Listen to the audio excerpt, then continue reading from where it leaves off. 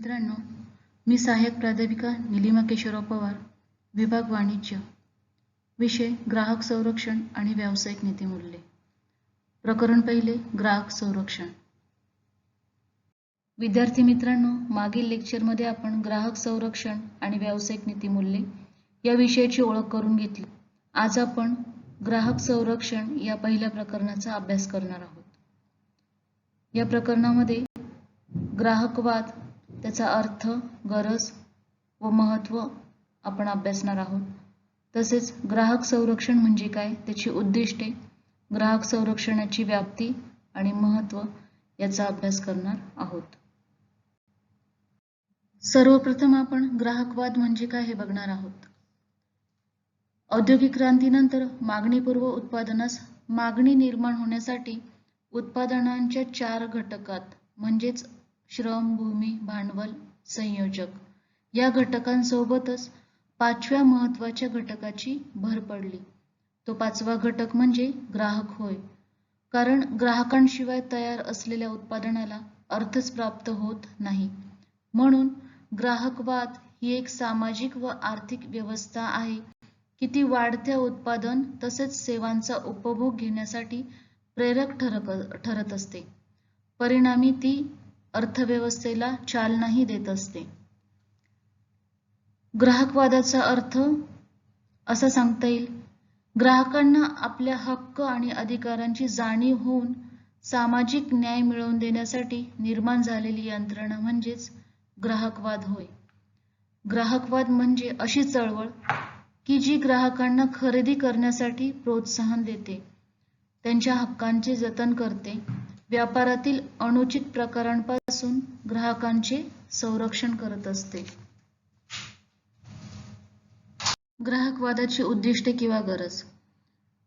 यामध्ये ग्राहक एक व्यक्ती म्हणून त्याच्या कोणकोणत्या गरजा असतात व कोणकोणत्या घटकांचा विचार केला गेला पाहिजे याची माहिती देण्यात आलेली आहे. सर्वप्रथम मानवी गरजांची पूर्तता करणाऱ्या वस्तू व सेवांची निर्मिती करण्यास प्रोत्साहन देणे. उत्पादक ज्यावेळी वस्तूंचे उत्पादन करतात त्यावेळी मानवी गरजांचे ध्येय डोळ्यासमोर ठेवून त्यांनी वस्तूंची निर्मिती केली पाहिजे, यासाठी ग्राहकवाद प्रयत्न करत असतात. सेकंड, वस्तूंच्या किमती रास्त दरात निर्धारित होतील यासाठी प्रयत्न करणे. ज्यावेळी व्यवसाय नवनवीन वस्तूंचे उत्पादन करतात तर त्या वस्तू ग्राहकांना कमीत कमी किमतीत कशा उपलब्ध होतील यासाठी प्रयत्न केले जात असतात. तिसरे, वस्तू व सेवांबद्दल ग्राहकांना योग्य ती माहिती योग्य वेळेवर मिळेल यासाठी प्रयत्न करणे. म्हणजेच ज्यावेळी उत्पादक वस्तूची निर्मिती करतात व ग्राहकांपर्यंत ती उपलब्ध करून देत असतात, तसेच खरेदीच्या वेळी ग्राहकांना त्या वस्तूविषयी सखोल माहितीही उत्पादकांनी विक्रेत्यांनी पुरविली पाहिजे यासाठी ग्राहकवाद प्रयत्न करत असतात. ग्राहकांच्या तक्रारी वेळेवर सोडविल्या जातील यासाठी प्रयत्न करणे.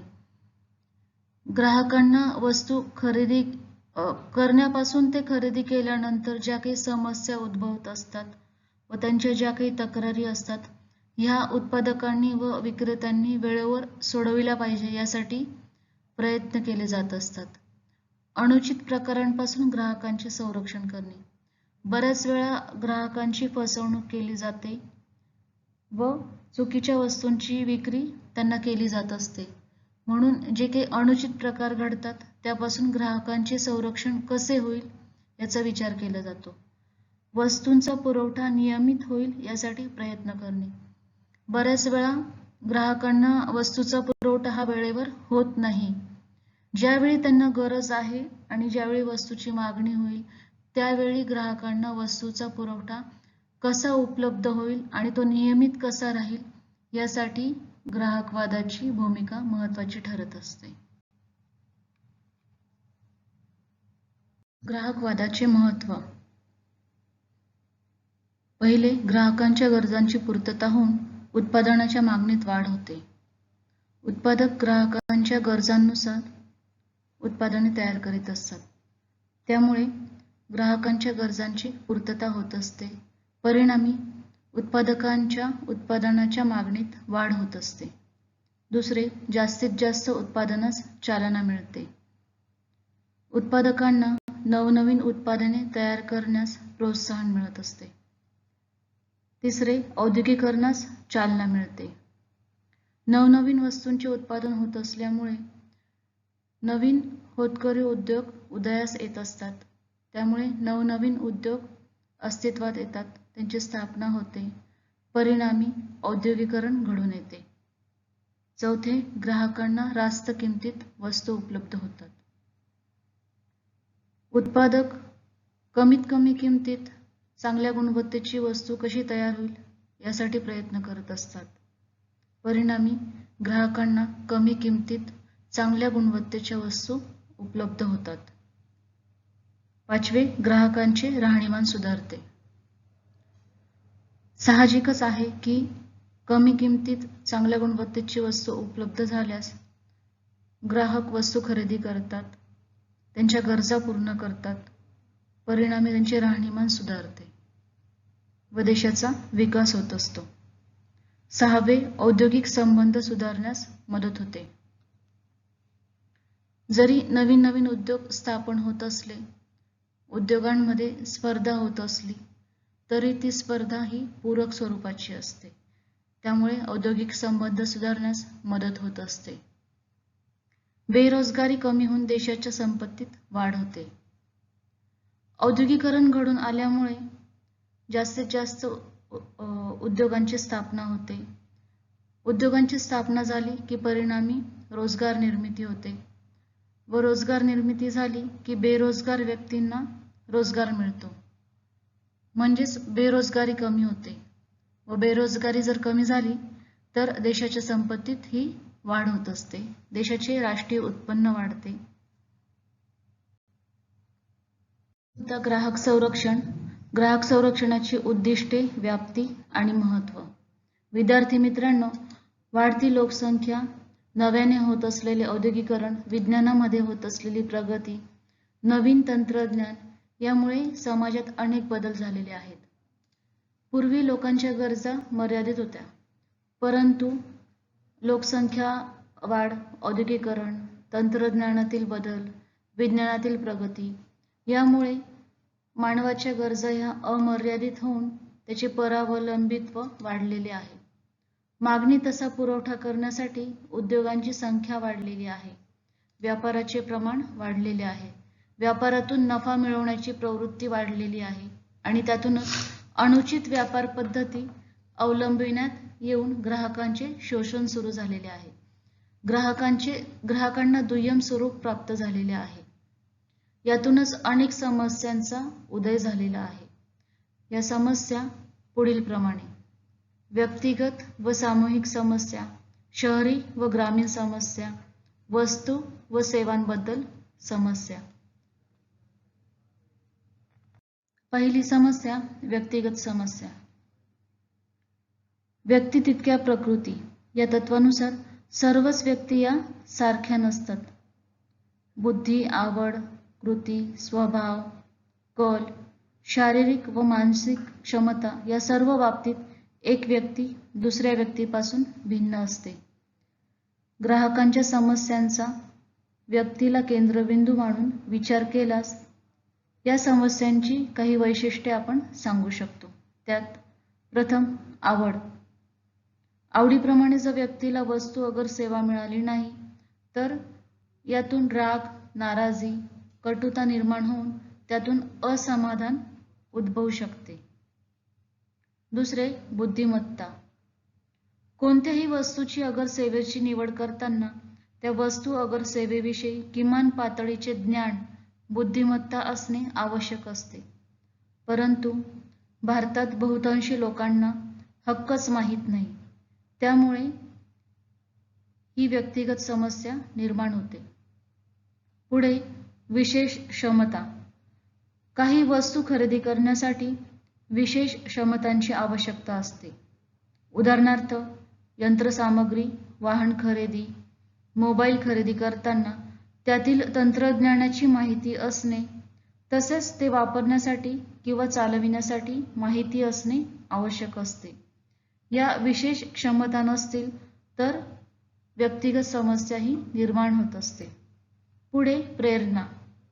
वस्तू अगर सेवा निवडीच्या मागे अनेक प्रेरणा असू शकतात, परंतु अनेक ग्राहकांना आपण वस्तूची निवड कशासाठी करीत आहोत, यामागे काय प्रेरणा आहे याची जाणीवच नसते. त्यामुळे ही समस्या निर्माण होते. पुढे भावनात्मक घटक.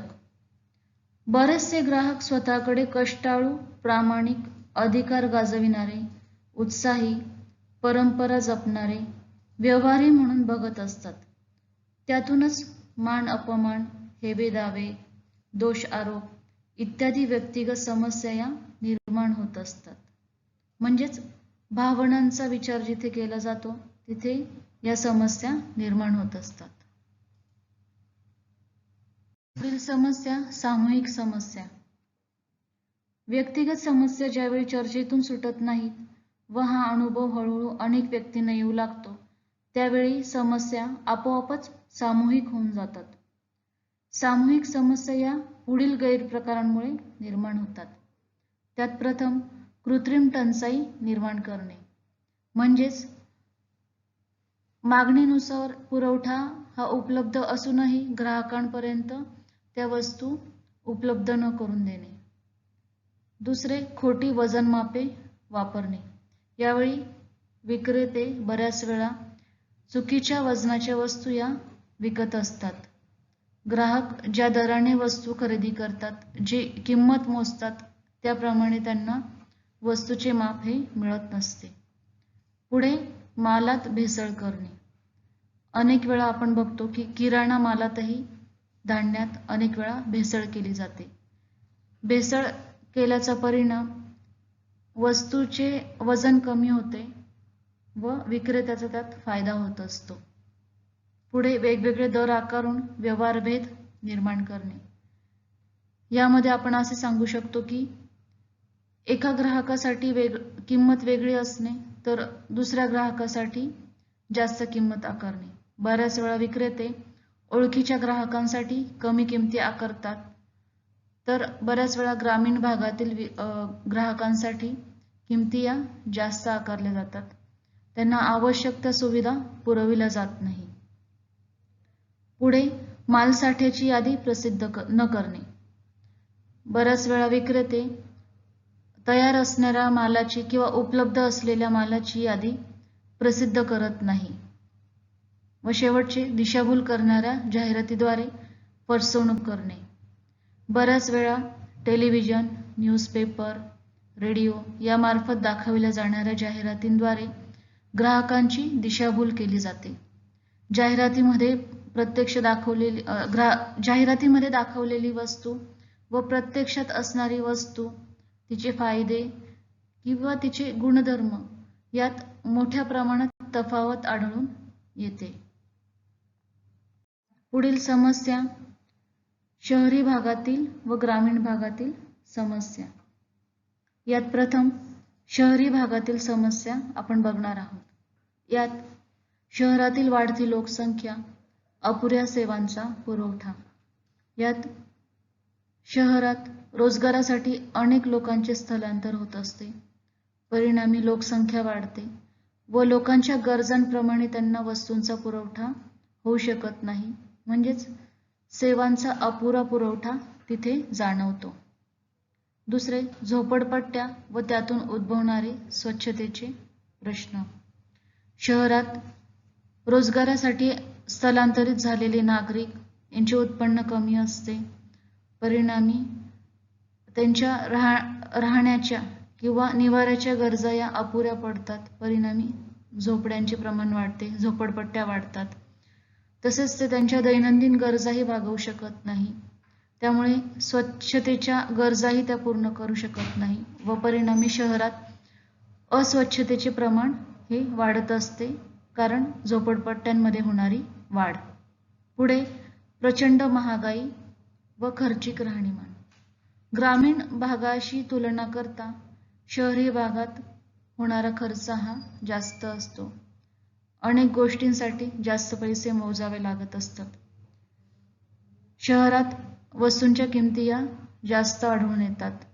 महागाई जास्त असते. महागाई जास्त असल्या कारणाने लोक जास्त खर्च करू शकत नाही. प्राथमिक गरजा पूर्ण करण्यावर ते भर देत असतात. त्याच्यामुळे राहणीमानावर ते जास्त खर्च करू शकत नाही. पुढे वाढत्या चैनीच्या गरजा, प्रलोभने व चंगळवाढ. शहरामध्ये लोकांना चैनीच्या गरजांसाठी जास्त महत्त्व दिले जाते व त्यासाठी ते पाहिजे तितका खर्चही करू शकतात. म्हणून त्यांच्या चैनीच्या गरजा या वाढलेल्या असतात व परिणामी विक्रेते वेगवेगळे प्रलोभने देऊन चैनीच्या वस्तू पुरवण्यासाठी प्रयत्न करत असतात व त्यातून चंगळवादही वाढत असतो. पुढे झटपट श्रीमंत होण्यासाठी प्रामाणिकपणा. कमी वेळात कसा पैसा जास्त येईल यासाठी शहरात अनेक लोक प्रयत्न करत असतात व त्यातूनच श्रीमंत होण्यासाठी प्रामाणिकपणा हा कुठेतरी बाजूला ठेवला जातो व विक्रेते अप्रामाणिकपणे व्यवहार करताना आपल्याला दिसतात.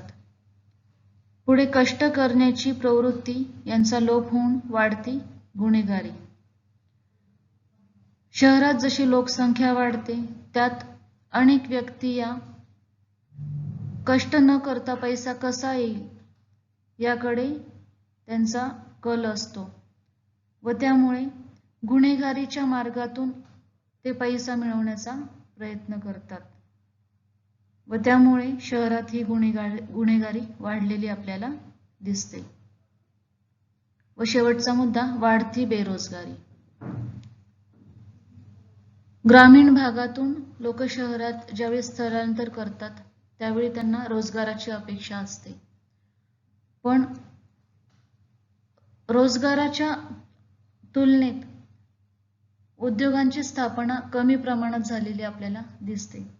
ज्यावेळी उद्योगांची झपाट्याने स्थापना होते त्यावेळीच रोजगाराची निर्मिती होत असते व उद्योगीकरणासाठी देशाची आर्थिक स्थिती चांगली असणे गरजेचे असते. ज्यावेळी उद्योगांना गुंतवणुकीसाठी मोठ्या प्रमाणात पैसा उपलब्ध होत असतो त्यावेळेस नवनवीन उद्योग हे स्थापन होत असतात. तसेच नवीन होतकरू तरुण ज्यावेळी जिद्दीने नवीन व्यवसाय सुरू करतात त्यावेळीही औद्योगिकीकरणास सुरुवात होत असते. परंतु असे झाले नाही तर शहरात लोक स्थलांतरित जरी झाले तरी त्यांना रोजगार प्राप्त होत नाही. परिणामी शहरातील बेरोजगारीही वाढताना दिसते. शहरी भागातील समस्येनंतर आता आपण बघणार आहोत ग्रामीण भागातील समस्या. ग्रामीण भागात राहणाऱ्या लोकांना ज्या समस्या उद्भवतात त्या इथे सांगण्यात आलेल्या आहेत. यात पहिली समस्या शेतीमालास योग्य भाव न मिळणे. शेतकरी ज्यावेळी शेतीत उत्पादन घेतो व त्यासाठी तो जेवढा खर्च करत असतो त्याच्या खर्चानुसार त्याच्या शेतमालास योग्य ती किंमत मिळत नसते, म्हणजे झालेला खर्चही त्याचा वसूल होत नसतो व नफाही त्याला मिळत नसतो. दुसरे दारिद्र्याचे निर्मूलन, बेरोजगारी हटविणे अशा प्रश्नांकडे दुर्लक्ष करणे. शहरी भागात ज्याप्रमाणे दारिद्र्य निर्मूलनासाठी प्रयत्न केले जातात, बेरोजगारी हटवण्यासाठी नवनवीन उद्योगांची स्थापना केली जाते, त्या प्रमाणात ग्रामीण भागाकडे दुर्लक्ष केले जाते. ग्रामीण भागात नवीन उद्योग स्थापण्यास सहसा उद्योजक तयार नसतात, त्यामुळे बेरोजगारीचा प्रश्न हा तिथे नेहमी असतो. तसेच मूलभूत सुविधांचा ग्रामीण भागात अभाव असलेला आपल्याला आढळून येतो. उद्योगांना स्थापनेसाठी मूलभूत सुविधा की ज्यामध्ये रस्ते, वाहतूक, दळणवळण, पाणी, वीज या सर्व गोष्टींची गरज असते व ग्रामीण भागात त्याचा अभाव आपल्याला आढळून येतो. परिणामी ग्रामीण भागात बेरोजगारी हटविणे अशक्यच असते. पुढे जातीयवाद, रूढी परंपरा इत्यादी विळख्यात समाज अडकत जाणे. यामध्ये आपण असे सांगू शकतो की ग्रामीण भागात जातीयवाद हा जास्त आढळून येतो. ग्रामीण भागात शिक्षणाचा अजूनही अभाव असलेला आपल्याला दिसतो. ग्रामीण भागात रूढी परंपरा यांना जास्त महत्त्व दिले जाते आणि समाजात जे ग्रामीण भागात राहतात त्यांची क्रयशक्ती ही रूढी परंपरा जपणे, संस्कृती जपणे यात ते खर्ची करत असतात व परिणामी जो अपेक्षित विकास आहे तो होत नाही. पुढे शिक्षणाचा कमी प्रसार व इतर मूलभूत सुविधांचा अभाव. आपण आत्ताच बघितल्याप्रमाणे ग्रामीण भागात मूलभूत सुविधा की ज्यामध्ये शाळा, महाविद्यालये, रस्ते, पाणी, वीज व दैनंदिन गरजा भागवण्यासाठी आवश्यक असणाऱ्या वस्तू यांचा अभाव आपल्याला आढळून येतो. तसेच रोजगार तिथे उपलब्ध नसतो, बेरोजगारी असते. शेती क्षेत्रही ग्रामीण भागात दुर्लक्षिलेले आहे. शेतकऱ्याला त्याचा योग्य भाव मिळत नाही. परिणामी शेतकऱ्यांची मुलंही रोजावर कामाने जात असतात व दैनंदिन उत्पन्न कसे मिळेल याकडे लक्ष असते. त्याच्यामुळे शिक्षणाकडे असणारा कल त्यांचा आपल्याला कमी दिसतो व सरकारने प्रयत्न जरी केले तर स्वतःहूनही त्यांच्यामध्ये शिक्षणासाठी तयारी नसते. त्याच्यामुळे परिणामी आपण असं सांगू शकतो की ग्रामीण भागात शिक्षणाचा कमी प्रसार झालेला दिसतो तुलनेत शहरी भागातील शैक्षणिक सुविधा. आजही शहरी भागात ज्या गुणवत्तेच्या शाळा व महाविद्यालय आपण बघतो त्या गुणवत्तेच्या शाळा व महाविद्यालय आपल्याला ग्रामीण भागात दिसत नाही. पुढील समस्या वस्तू व सेवांबद्दलच्या समस्या. यात प्रथम गरजेच्या वस्तू वेळेवर उपलब्ध न झाल्यास समस्या निर्माण होतात. ग्राहकाला ज्यावेळी ज्या वस्तूची गरज असते त्यावेळी ती त्याला बाजारात उपलब्ध जर नाही झाली तर समस्या निर्माण होते व पर्यायाने त्याला दुसरी वस्तू खरेदी करावी लागते. दुसरी, दीर्घकाळ टिकणारी वस्तू अल्प काळात निकामी झाल्यास समस्या निर्माण होते. ज्या वस्तूंचा उपभोग घेऊन तिचे टिकण्याचे अस्तित्व हे जास्त असते. वस्तूंच्या प्रकारानुसार आपण सांगू शकतो की नाशवंत वस्तू, टिकाऊ वस्तू. यात जर टिकाऊ वस्तू ह्या खरेदी केल्यानंतर अल्प कालावधीतच खराब झाल्या तर ग्राहकांना समस्या निर्माण होत असतात. पुढे ISI ॲग्मार्क शिक्का न बघता वस्तू खरेदी केल्यास. आपल्याला माहितीच आहे की इलेक्ट्रॉनिक वस्तू या ISI मार्क तसेच शेतीमालाशी संबंधित वस्तू या ॲग्मार्क शिक्का असलेल्या घेतल्या तर त्यांच्या गुणवत्तेत तफावत आढळत नाही. पण बऱ्याच वेळा ग्राहक या ISI व ॲग्मार्क असलेले शिक्के न बघता वस्तू घेतात व परिणामी त्या वस्तू तातडीने खराब होताना आपल्याला दिसतात. पुढे बिलाशिवाय माल खरेदी केल्यास. बऱ्याच वेळा ग्राहक वस्तू खरेदी करतो व बिल स्वीकारत नाही किंवा विक्रेता त्याला बिल न देता वस्तू विकत असतो व वस्तू खरेदी केल्यानंतर तिचा उपभोग घेतल्यानंतर जर ती वस्तू खराब झाली, तिच्यात काही अडथळा निर्माण झाला तर त्यावेळी तो विक्रेता बिलाची मागणी करत असतो आणि त्यावेळी ही समस्या निर्माण होत असते. शेवटची, वस्तूच्या वेष्टनावरील सर्व आवश्यक नोंदी तपासून न बघताच खरेदी केल्यास समस्या निर्माण होते. बराच वेळा ग्राहक वस्तू खरेदी करतो त्यावेळी वस्तूच्या पॅकिंगवरील किंवा कव्हरवरील माहिती ही न वाचताच ती वस्तू खरेदी करत असतो व त्यामुळे त्याला हव्या असणाऱ्या सुविधा जर त्या वस्तूपासून त्याला मिळाल्या नाही तर समस्या निर्माण होत असते. पुढील समस्या सेवांबद्दलच्या समस्या. यात अपुरा पाणी पुरवठा, खंडित वीज पुरवठा.